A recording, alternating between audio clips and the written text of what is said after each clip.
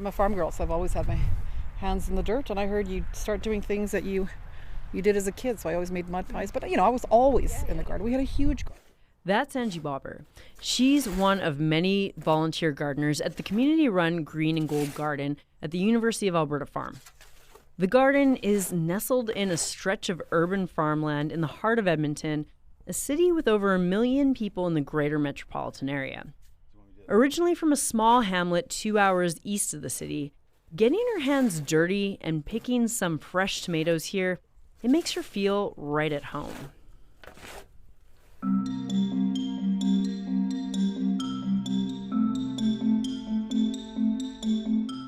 There is always something so magical about putting seeds in the soil and seeing what sprouts up months later. Before, it was the only place we got our food, but now, amidst a wide range of food options, people are rediscovering the joys of urban food movements.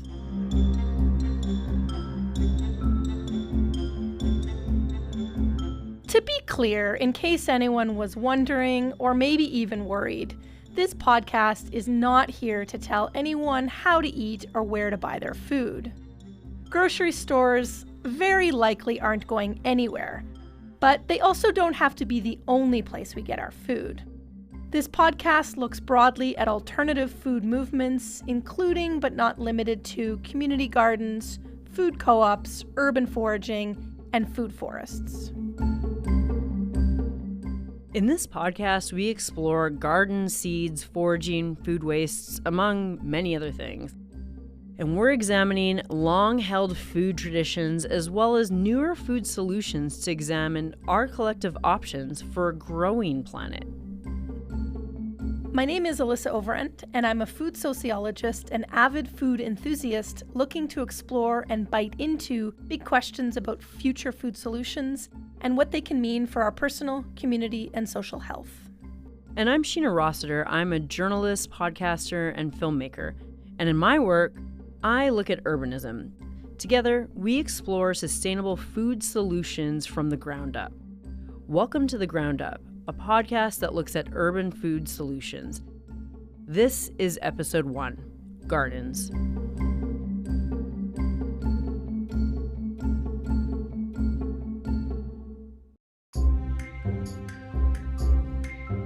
Gardens have long held a special place in both domestic and public life. Gardens re-enchant the present. They serve as a sanctuary from the frenetic pace of public life, work, and competition. But what are gardens, and how do we think about them in urban spaces? What grows there, and what really are their benefits? During the pandemic, there was a global gardening boom. It was a great way to get outside, reduce your stress, and practice social distancing. In fact, researchers at the University of California, Davis, UC Agriculture and Natural Resources, along with some partners in Germany and Australia, they looked at how community gardens could prove to be helpful in getting through these disaster times. These researchers actually surveyed more than 3,700 people who took to gardening during the pandemic. Perhaps you were one of them. And actually, more than half of these respondents said they reported feeling anxious, isolated, and depressed in the early and uncertain days of the pandemic, what one social scientist referred to as languishing. And 81% of people who took part in the survey, they said that they did have concerns about food access in those early days too. So going back to the garden was, in many ways, going back to our roots for food sources. 2 generations ago that people were not going to a grocery store. That's Dr. Cynthia Zutter, a professor in the Department of Anthropology, Economics, and Political Science at MacEwan University. She's guiding us around the garden today. As part of her research, she is in the core group of the Green and Gold Community Garden. You weren't going to a grocery store. You would have a garden and you would eat everything in that garden. The only thing you're buying at a grocery store would be things like flour and butter and salt, because those are things that you generally can't get, and sugar, same thing. And those are all luxuries. And maybe you'd get some tea every second time or some coffee, and there you go. We'll hear more from the Green and Gold Community Garden in just a minute. But before we get back to why gardens are having a moment, let's take a step back and look at where most of our food comes from.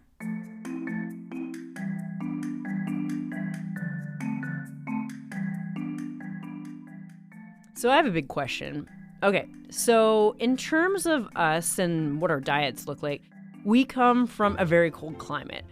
How did our diet evolve with the offerings that we have for fruits and vegetables, and how does this look compared to, 200 years ago? A large part of that is through industrialization and urbanization. So as more and more people moved into cities and away from farms, I would say even if you look back in your own family histories, you probably know which ancestors, be they great-grandparents or even grandparents, were farmers. As more and more people move away from farming, you start to see more of the food networks move to commercial food systems. A large number of us are reliant on food systems outside of our own growing seasons to sustain us. I can see that being true. My maternal grandparents were poultry farmers, and nobody farms anymore. This is very true. In the early 1940s, where Canadian farms were largely at their peak, there were over 700,000 individual farms. By 2021, just a few years ago, this number had dropped to under 200,000. And while farm size and output have grown since the 1940s alongside agriculture modernization and the growth of the global food industry, Canada is one of the world's largest food exporters. A lot of food that we make in Canada doesn't even end up on our dinner tables, and a lot of that food does come from elsewhere too. So much of global food production is literally just moving food all around the world. Obviously, it has some benefits. I mentioned getting foods outside of our growing season.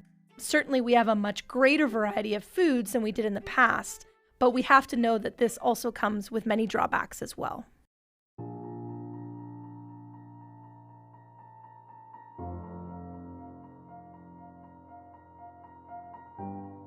Some of our first grocery stores, in fact, they were green grocers, and all of the food products were actually behind the counter.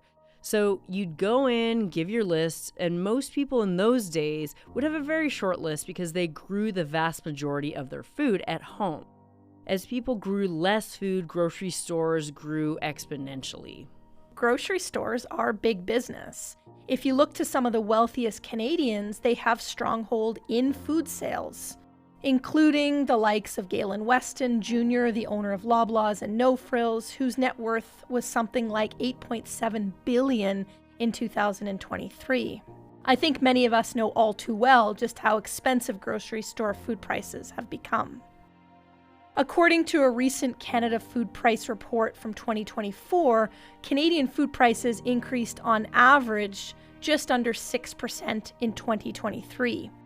Those tasty bakery items saw the largest increase at 8%, followed by produce at 7.6%.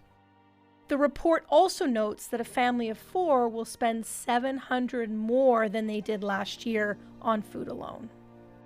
Increasingly, people purchase in bulk for their food at grocery stores due to convenience.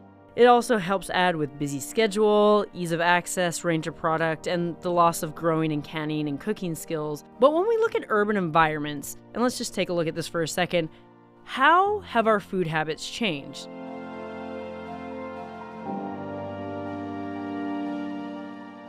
One obvious or immediate issue is that the land available to cultivate and grow crops is shrinking. That is partly due to urbanization and urban sprawl, but also the impacts of climate change.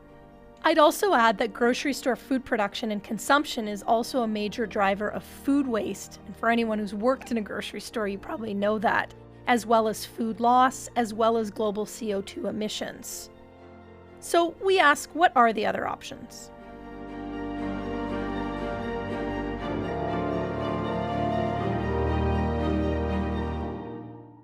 Now let's get back to the Green and Gold Community Garden at the University of Alberta Farm. This used to be all mud, so now we've made them so that they're passed with these wood chips, hauling a heck of a lot of wood chips around, but it makes it so it's much, much nicer. This garden has been here for over a decade. It started in 2008 by Dr. Sarah Bowen, a professor in the School of Public Health at the University of Alberta, and her husband, Eduardo Parada. The university created this community garden on the South Campus farmland. With a plot of university land and a small band of volunteers, the first seeds were planted in the spring of 2009. Despite a summer drought that year, most of the crops thrived and the first market opened. Here's Dr. Cynthia Zutter again. So I was just talking about this. As an anthropologist, I'm actually an archaeologist, and so there's a whole bunch of archaeology around domestication and about growing food and about how much our whole system of living changed once we started domesticating food. Well, what does domestication have to do with what I'm eating? And well, you wouldn't be going to a grocery store, right? And I always explain, and it's not that long ago. It's only a century ago. So which means that it's 2 generations ago that people were not going to a grocery store, and that's how I explain it. You weren't going to a grocery store. You would have a garden, and you would eat everything in that garden. The only thing you're buying at a grocery store would be things like flour and butter and salt, because those are things that you generally can't get. And sugar, same thing. And those are all luxuries. And maybe you'd get some tea every second time or some coffee, and there you go. So that's where it hits me, is the fact that everyone who's here and who works in here appreciates the fact that the food that we eat comes from the ground that we live on, and it's important to remember that connection. Sometimes it is difficult for generations that have never worked on farms to understand all the process that's involved. And I think for me, one of the turning points was just the flavor of food and how it tastes. So I know Angie was talking about like a tomato, and I think there's nothing really like the flavor of picking it and the scent coming off that vine compared to the stuff that you do find in the grocery store. And one of the key figures in the success of the Green and Gold Community Garden is the garden's manager. My name's Dion Buse, and I'm the garden manager. Reluctant, but I like it. I just don't like titles like that. And he's working to pass on knowledge of tending to a garden to the next generation, his children. But beyond like the obvious of eating healthy food and, the microbiome that's inoculated by the soil and all that, and that feeling of being attached to the seasons that brings so much meaning to people's lives, it gives texture. It's not even a decision, really. Since they're born, they've been out here. They don't know that people don't spend their days in gardens. This is just what they're 1 and 4, so that's all they know. Yeah. That's beautiful. But it's important for me, I'm never arrogant enough to believe that I can be everything for my children. So the more people that can influence them in the directions that they might choose, the better. Yeah. And how do they interact with the garden space? Well, Fern's pretty young still. My kids are plant names, not surprising. Yeah. Fern's pretty young, so he just learned to walk. He walks around and sticks pretty close to us. But Yarrow, he's another plant name. He's free range. He's just out. He has his people. He goes and sees them. He works with people. He goes, and if there are other kids, he goes and shows them around and picks fruit. And there's nothing really more pleasurable than seeing this creature that you're trying to make as healthy as possible, picking apples and raspberries and eating them, juice all over their face. It's really wonderful. Do you guys do other kid groups, like school groups or anything like that? Yeah. COVID kind of put a bit of a halt on that, although last year we did some, and that's always fun. Shirley, that was really important for Shirley. She used to work in, I'll probably get this wrong, but early childhood development or childhood education internationally or something like that. And so she never had children of her own, but she really loved them. Well, it's just amazing. In a few generations, kids don't realize that food comes from not the grocery store. Yeah. Most adults don't either. Yeah, fair. It was so exciting. We had 2 groups from one school out. I think they were grade 4 students last year. We divided them into 2, and some people took half for a tour and some people took another. The first group never left the composting toilet, essentially. They all had to try it out. They had to use it. They were so excited that you could turn like our waste into organic matter. Right. Parenthetically, we don't use it in the garden because I'm not on top of enough to make sure it goes in the fruit orchard or something like that. And the other kids were those ones that when they saw broccoli, like every kid ran over, and it was late season, so we let them pick it. And they were loading their backpacks with broccoli and cucumbers and excited to show their parents what they'd learned about. Yeah. How much pride do you take in the garden? Oh, yeah. I really don't feel like a personal pride in it. A huge part of it for me is that I've always wanted to be involved in a smaller scale agriculture. I love growing things, and I love everything that comes with it. So like a land-based community, the intricate relationships and complex relationships that form between the land and the people here is amazing. Some of these people have been together for this their 15th year. We've been through ups and downs together and the loss of people, and that can only happen if you have a central location that you go to do something. You're not meeting for coffee, you come here. You might not have the same politics or the same taste in music. We have people from 1 to 85 out here. But the real pride in it, for me, comes from the fact that we were able to keep this thing rolling, because it meant so much to Shirley. Like, she really poured herself into this, you know? Shirley, the woman that Dion's referring to, well, she used to be the beloved green and gold garden manager until she sadly passed away a few years back. You think I put time in? Oh, man. She did all the administration, all the field organizing, everything. And it would have been sad to see it die with her, so. And this garden isn't just about producing food, it's also about giving back. Here's Dr. Cynthia Zutter again. 15 years ago, 2 sociology profs from the University of Alberta had a grad student who was from Rwanda. And this was soon after the genocide that took place. And they wanted to create a charity in order to help the survivors of the Rwanda genocide, specifically the women. And so this grad student of theirs, his family still back in Rwanda. And so his mom created a charity called Tubahumariz. And the University of Alberta Farm donated farmland for the sociology profs to grow the produce and then turn around and sell it. And all our proceeds since that time have gone out to Rwanda to support Tubahumariz. If you go online, you can see that they do all kinds of things. They do counseling for women who are in times of need. They teach them how to sew so that they have something to do and something to sell. And in fact, in addition to the produce, they will send over their handicrafts. And so we sell their handicrafts alongside of the produce that we do up front. So there's a strong connection there, and we support them probably 75 to 85% of their operations in Rwanda, which, is spectacular.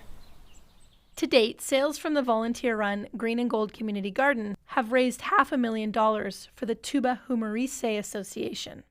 Each year's fundraising total is combined of amounts raised from both the garden produce donations and the sale of produce and crafts made by the women of the region.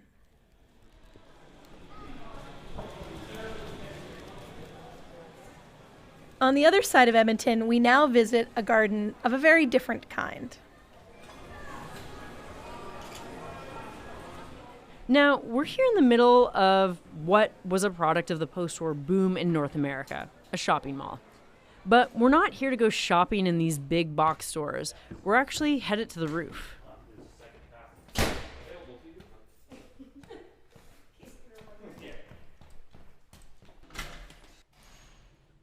But wait, how can a mall be a garden? On the rooftop of the Kingsway Mall, there are black fabric pots dotted around the middle of the center of the roof. Everything from tomatoes to peppers are growing here. As of 2024, there are 54 planters producing over 300 pounds of food. Now there's even a beehive on the roof to help pollinate the plants. I am Bo Tarasenko. I am the marketing manager at Kingsway Mall. I'm curious, we saw this beautiful garden space. How did it start? Whose brainchild was it? It's kind of tough to say. I know it's something that's been talked about for a lot of years since I've been here, something we've really wanted to do. You know, there's like a huge rooftop space out there. We're seeing all these amazing buildings like in town and also just around the world growing these amazing gardens. So I guess it's just something we've wanted to do a long time. Probably, I don't know, years and years ago was the first time someone thought of it. They pick things that do well in that need lots of sun. There's no shade up there. And like tomatoes, like there's tons of tomatoes and peppers up there. And then some really hardy stuff just to make sure we get stuff produced like herbs. So, and then a mix of flowers to hopefully get some bees, spreading the whole thing around a little bit. They do this all over North America, New York, like everywhere. Do you have a sense what they do with the goods produced? The tomatoes, the herbs, the vegetables? Do they divide it up, or who gets to use the food? Yeah, we're really proud of the fact that our good friends at Edmonton Food Bank are getting anything that we make out of there. Has there been any sort of transference from what you've done in your workspace to your personal life? Yeah, actually, what kind of hit me the most was going up on the rooftop this year with a garden and just looking out at the neighborhood and realizing there's a ton of roofs out there, and we're also in an older neighborhood where people actually have lawn space, they have backyards, and there's just like a massive potential. Like, you think the center of Edmonton, it's like big buildings and there's businesses and there's not room, but it kind of hit me. There's actually a ton of room to do this kind of thing, maybe more so than like in the suburbs or somewhere where you get your little lane where you got to put your lawnmower and that's about it. So yeah, it definitely kind of opened my eyes to the potential here in town. The response has been really encouraging. This garden is also about giving back. And I think this is one of the pieces of the puzzle is, we always thought, it'd be great to put a garden up there, but who gets it? We could just kind of give it away. We can't really serve it at the food court. That's not like something we can do. But we work a lot with the food bank. We do a lot of, helping them out. And they have I get this wrong every time, but it's like plant a row, grow a row, share a row, where they encourage people, because I didn't know they need fresh produce at the food bank. It's not just KD and refried beans dropping off at the grocery store. So we really saw it as maybe this is a chance to maybe help raise awareness for that, get some more people growing a row for the food bank. There's only so much. We give them everything off of the roof, and they've, as they've been harvesting already, some has gone their way.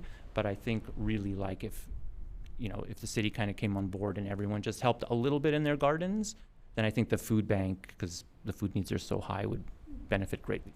What was the reaction when you decided to partner with them? Oh, the food bank is amazing. I don't if anyone's ever worked with them, or like, they're so thankful. They're very busy. The people that work there are so passionate about what they do. They gave out candy at our Halloween trick-or-treating here last year. We collect for them everywhere where we possibly can, and they're always awesome. So I think they too want to are at a loss of how to help, get word out about their needs, especially around the produce. I think they get, a large dump of stuff at harvest time, a lot of potatoes and like stuff like that, but the kind of needs aren't just at harvest time. Obviously, they're all through the year.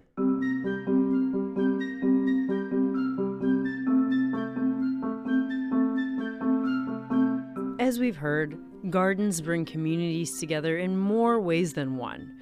From the therapeutic benefits of putting your hands in the soil and reconnecting with past roots, to helping those in need with nutritious and fresh produce. The use of gardens will only continue to grow as a community staple for many years to come.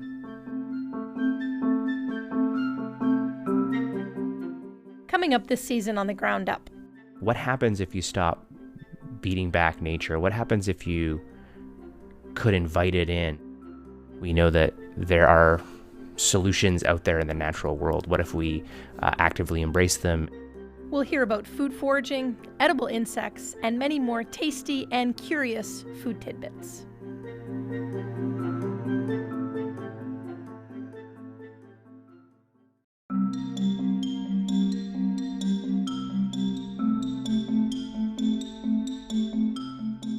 Thanks for joining us on this episode of The Ground Up. This episode was edited by Sach Petrov. It was written and produced by me, Sheena Rossiter, and Dr. Alyssa Overend. Research for this episode was done by Josephine Moises. Funding for this podcast was provided by MacEwan University and a Shirk Institutional Grant, with special thanks to Dana Shamat. Additional funding was provided by Alberta Innovates and the Ripen Level Up program. Special thanks to Dr. Cynthia Zutter, Dion Buse, Angie Bober, and Bo Tarasenko, who were guests on today's episode. Original music for this podcast is composed by Kaylee Lambert. Logo design by Shelby Mandin. The recording and editing for this project was done in the MacEwan Media Production Studio, part of the Department of Communication at MacEwan University. This episode was recorded and produced in Edmonton, Alberta, Amiskwaci-Waskahiagin on Treaty 6 territory. We acknowledge that the land on which we gather in Treaty 6 territory is the traditional gathering place for many Indigenous peoples. We honor and respect the history, languages, ceremonies, culture, and food traditions of the First Nations, Métis, and Inuit who call this territory home. Don't forget to subscribe to The Ground Up on Apple Podcasts, Spotify, or wherever you get your podcasts. And if you like what you heard, please leave a review and rating. It really helps people find the podcast. Until next time, when we look at urban food solutions from the ground up.